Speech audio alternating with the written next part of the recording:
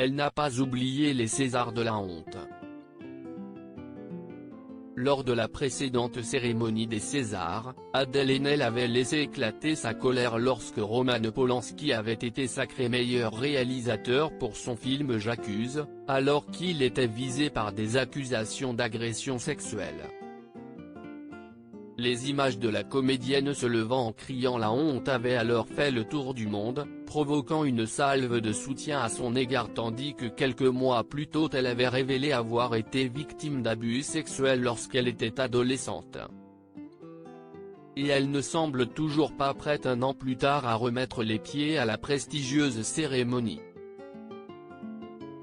Je lui ai proposé de remettre un prix et elle a refusé pour des raisons qui lui appartiennent, a ainsi fait savoir Marina Foïs sur le plateau de cet À vous mardi 9 mars. En tant que maîtresse de cérémonie de cette 46e édition des Césars, la comédienne avait alors jugé normal de lui proposer d'être là.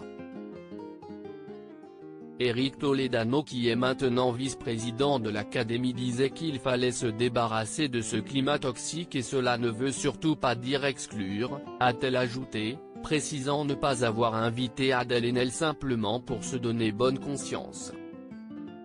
Elle a été importante Adèle, ses prises de parole ont été très courageuses et très importantes et moi je l'ai invitée parce que c'est une actrice que j'admire aussi, a conclu Marina Foïs.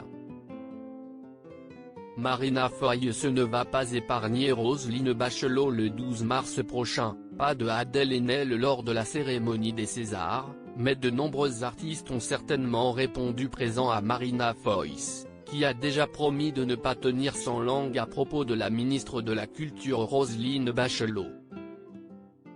Une façon de prouver qu'elle prend très à cœur son rôle de maîtresse de cérémonie, elle qui a toujours refusé d'endosser cette responsabilité, succédant ainsi à Florence Foresti.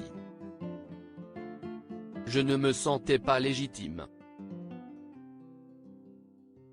Je réalise à quel point ça peut paraître mégalo puisque ça signifie que j'estime maintenant le métier, a-t-elle ainsi confié, précisant que cette fois, le plaisir et l'envie ont été plus forts que la peur, tout en étant par ailleurs consciente de sa responsabilité.